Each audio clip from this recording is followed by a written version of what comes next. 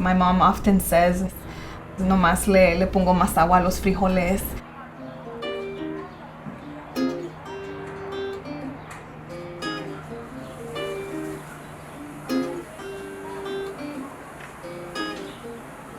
She's always been like that. If she has a plate, then share, she always says, because you never know when you will be the one that doesn't have, and hopefully someone will be there to give you a hand.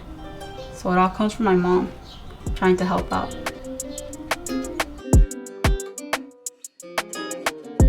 I think this all started because of our own need.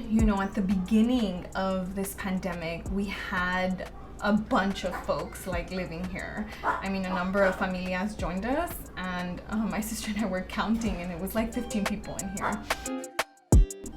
Through our networks as well, started to hear about what COVID was looking like for other families. And so that meant, our direct family, our extended family, and then friends and neighbors. And so we just started to share.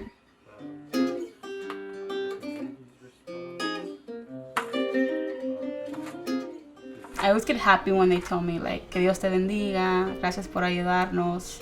That makes me feel happy, and although sometimes I am tired of going up and down, that just pays back all I could be doing. And sometimes I think it's just a little, but for them it means a lot that I'm able to offer them a plate of food, or even just cans that I can get them, diapers, wipes.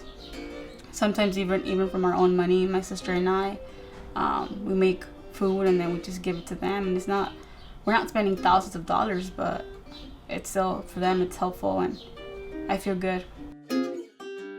So I have been working from home. I start my days early, kind of adjusting to everything still, right? Trying to keep some balances. Some community folks kind of roll through our day. We try to share resources, and one of those is just meals. So cuando pasa la gente, we come outside or meet them wherever they are and then share a meal. And if there's anyone that comes here right now for a plate, then we'll be able to give them some frijoles de la olla and some nopales that will be done shortly. And in regards to in the future making a nonprofit, that's something that I do want to do, and be able to help those around me. As of right now, I try my best to help out the people as I can. If they'll come to me and tell me if I don't know anyone that's giving away milk, or if I know any place where they can get diapers or other necessities, or even pay a bill. My sister is definitely the one at the morning religiously checking all these pages for resources, because todo es al día. Things change and supplies run out, and the city or the mayor or different nonprofits can post information. We've seen mostly on social media. That is amazing, right? But again, when we're thinking about our networks, the señora, right, the lotera, and other street vendors, our unhoused folks, everyone, right, friends and family, that's not where they're checking. And so that's where that disconnect is.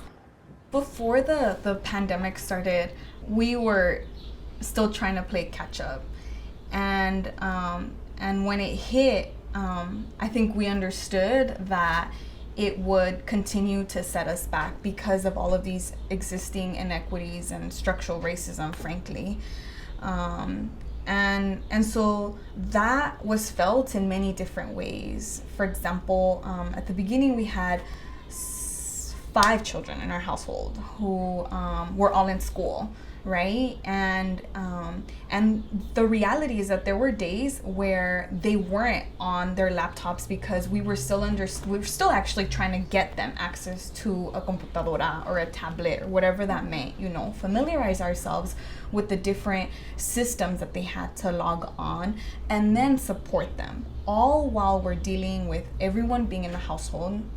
Like I had said, more than 15 people, finding quiet, safe space to do all this work, and additional layers of challenges, so and this is not just applicable to my family, but our community, our neighborhood. This is the reality of where we live, that that folks out here in Compton have been feeling this racism, in school, have been feeling this through the healthcare system. You know, a lot of us, even here in my household, didn't have access to healthcare. And if we did, it was very limited. And so the coronavirus caused all of that to just come to surface. Like, we felt that even more, and to some extent exacerbated that inequity. Here we are, you know, in the midst of this pandemic, dealing with all these needs, and then this need for political action. I just think it's important that we all go out there and support, whether it's protesting, whether it's donating, signing petitions, because all Black and brown lives matter. You know, and I think no mother should be afraid that their child is out and they might not come home. What's wrong with me? Is it my color of my skin? Is that what people are is that what we're targeting now for them, you know? And that's not gonna change, you know. I'm always gonna be proud of my color of skin. I'm not gonna be scared for being brown. I love my people, I love my tierra, you know, I love where I come from.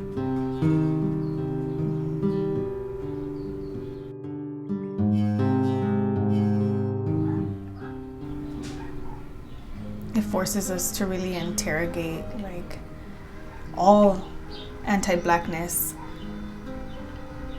And it's not just within the police department too. The system of policing, right? It's all these other oppressive systems. Though it's, you know, they're all systems and are connected to each other. This all is a part of who we are. My mom started organizing a long time ago, and ella siempre nos incluyó a nosotros in that movement. We started organizing at a Black church called Love and Faith Christian Center, and the program there se llamaba Coffee on the Corner. It no longer exists, but it was off of Manchester and Western, and that is where we learned that we had to take care of us because no one else was. And I feel like that really prepared us for what we're living through right now, and why from the very beginning we knew, like, we are not being reached, and there's other folks in our community who are also not being reached, and we have to do something for ourselves.